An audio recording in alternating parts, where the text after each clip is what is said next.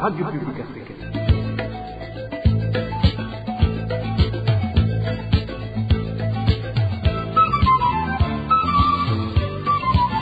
Radio Publique Africaine.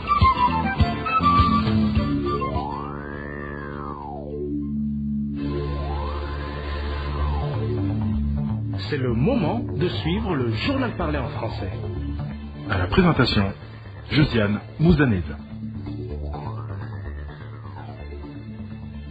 Au sommaire de cette édition de notre série de reportages qui vous parle de la recrudescence des assassinats, aujourd'hui nous vous emmènerons en province Makamba, où 8 cas ont été répertoriés par la RPA au cours de ce premier semestre.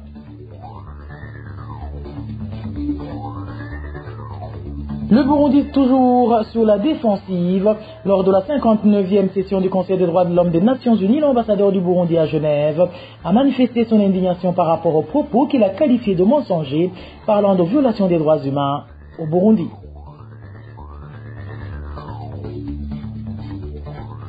Malgré les efforts fournis, le Burundi n'est pas prêt d'éradiquer le choléra à cause de la saleté qui est de plus en plus galopante.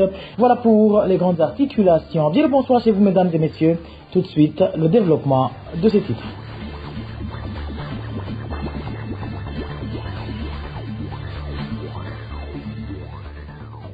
Bonsoir. Débutons ce journal par la page droits de l'homme où l'Union européenne se dit préoccupée par les déclarations des partis d'opposition concernant les résultats des dernières élections du 5 juin de cette année. Selon l'Union européenne, ces partis n'ont pas bénéficié de l'égalité des chances lors de ces élections. De plus, les droits de l'homme continuent d'être bafoués sans que cela ne suscite de réaction de la part des autorités, tout comme d'autres exactions. C'était lors de la 59e session du Conseil des droits de l'homme des Nations Unies, tenue ce 26 juin, où l'Union européenne a demandé au gouvernement burundais de rendre justice à toutes les victimes d'abus et de permettre au rapporteur spécial des Nations Unies sur les droits de l'homme d'accéder au territoire burundais. Suivez.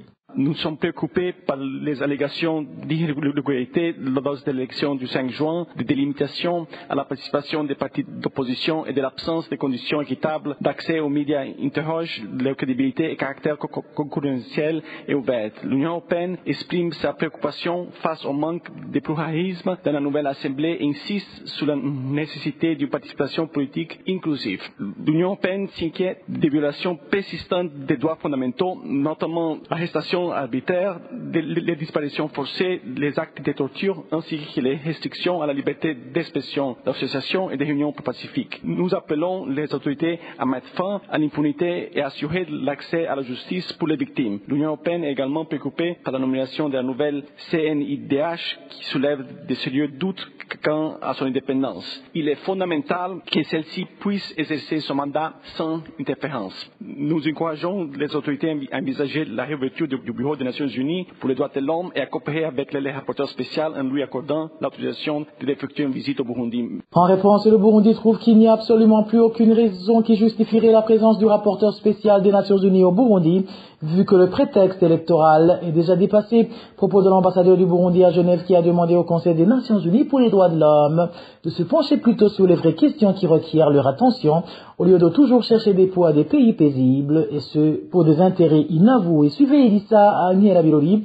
ambassadeur du Burundi à Genève. Au cours des sessions de juin et septembre dernier, l'argument principal avancé de proroger le mandat spécifique sur le Burundi pour une année supplémentaire par le porte-plume de la résolution concernée dans l'objectif de convaincre ce Conseil a invoqué l'année 2025 consacrée aux élections législatives et locales dans mon pays. En effet, selon les propos avancés par l'Union européenne, les conditions propices aux violations des droits humains étaient, semble-t-il, réunies, nécessitant d'enclencher une procédure précoce durant la période électorale et le Burundi mis sous surveillance.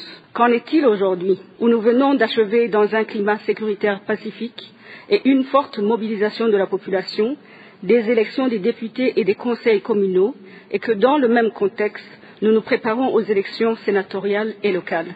Il nous semble encore une fois légitime de se demander la pertinence de ce mandat, de l'intérêt des pays qui en sont les initiateurs, de prétendre qu'il est opportun, en vertu de l'obligation, nous disent-ils, de prévenir les graves violations des droits de l'homme, d'atténuer le risque d'escalade des conflits, quand, une fois de plus, le Haut-Commissaire des Nations Unies aux droits de l'homme dans sa mise à jour annuelle, sillonnant les graves crises d'insécurité et de violation du droit international que notre monde traverse, et nous interpellant d'en avoir conscience et d'exercer le mandat alloué à ce Conseil, n'a en aucun cas fait mention du Burundi comme préoccupation. Ce Conseil cherche à se réinventer et réfléchit à la rationalisation de ses initiatives. Il est temps que ce mécanisme soit objectivement réévalué et qu'on revienne sur les fondamentaux de la résolution qui institue ce Conseil au regard du point 4 de son ordre du jour, censé se pencher sur les situations de réelle crise de violence des droits humains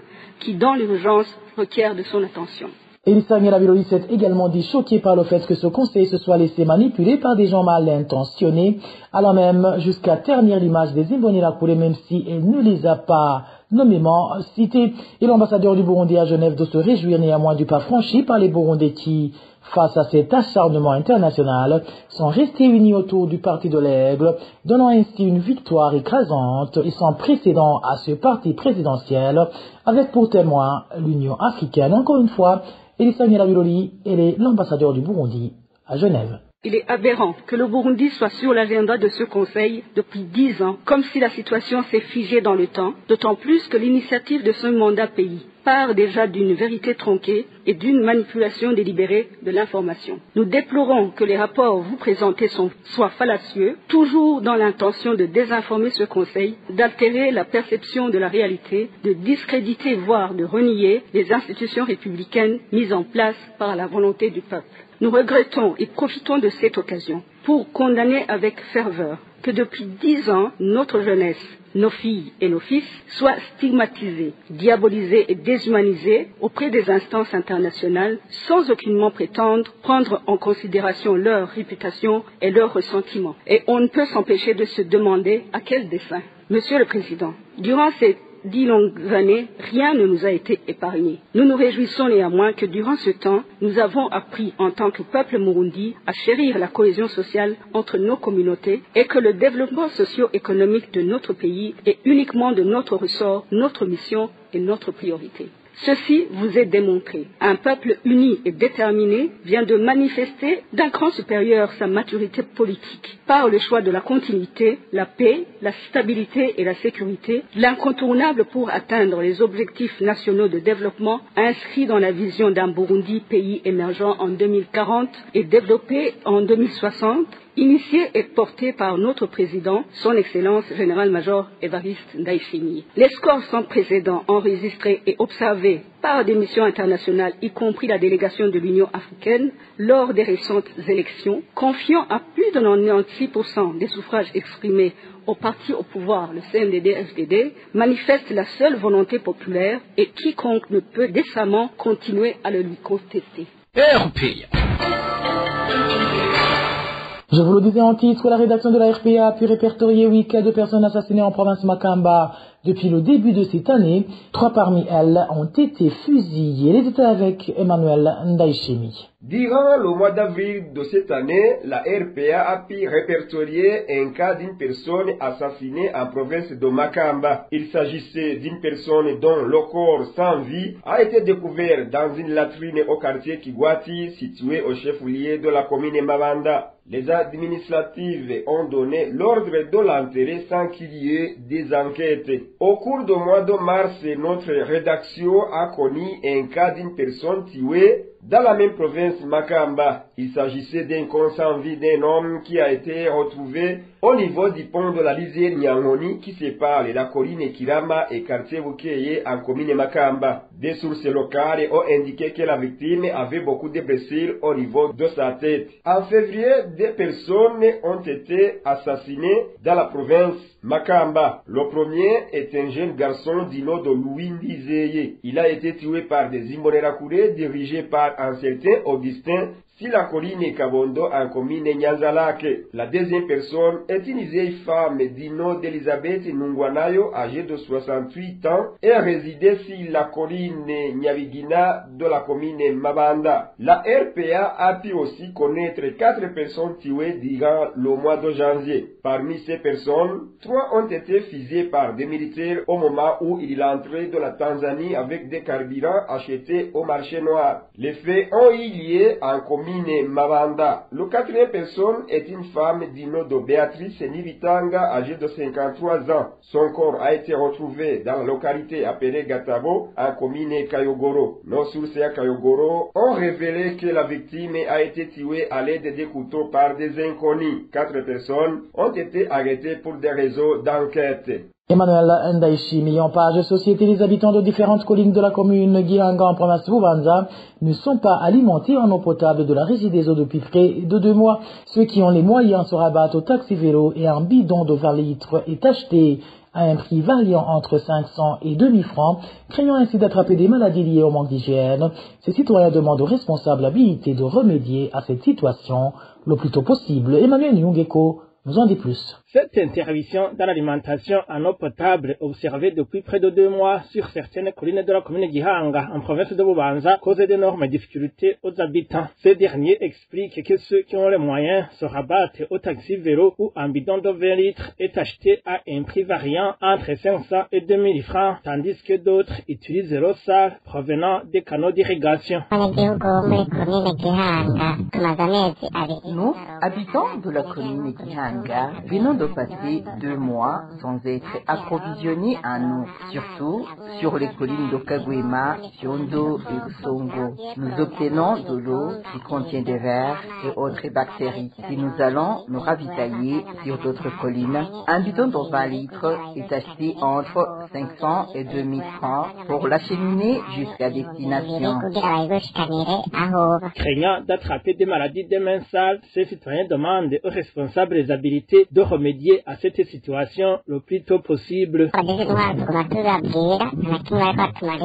Nous avons informé maintes fois les autorités administratives, mais elles ne font rien. Nous demandons à ceux chargés de l'eau de nous aider pour qu'elle nous soit restituée. Nous demandons même au président de la République d'entendre cet appel, car lorsque nous n'avons pas d'eau potable à boire, nous pouvons attraper différentes maladies.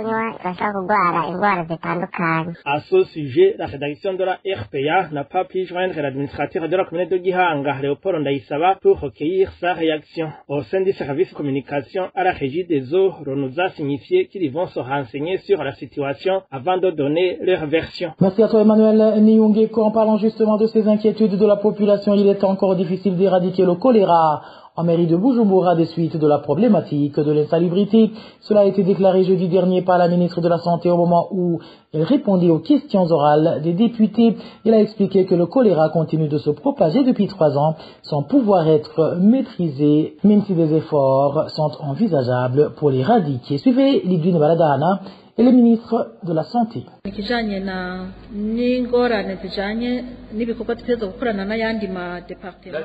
sanitaire dans la ville de Bujumbura reste préoccupante, notamment à cause du problème persistant d'assainissement. Cette mauvaise gestion des eaux usées serait à l'origine de la persistance du choléra dans la région. En effet, les caniveaux qui évacuent les eaux usées des maisons se déversent directement dans le lac Tanganyika sans traitement préalable. Ce problème structurel favorise la propagation de maladies comme le choléra. Le 8 mai dernier, des recommandations formelles ont été faites avec l'appui des services nationaux de sécurité. Ces recommandations soulignent qu'il est impératif de mettre fin dans les prochains mois à la présence de cette maladie en éradiquant ses causes profondes. La lutte contre le choléra ne doit pas être laissée à un seul ministère et nécessite l'implication de tous, y compris les autorités nationales, la mairie et les citoyens. Cela fait maintenant 3 années consécutives que le choléra persiste sans qu'une solution durable ne soit trouvée. Il est donc temps d'agir ensemble de manière coordonnée, déterminée pour protéger la santé publique.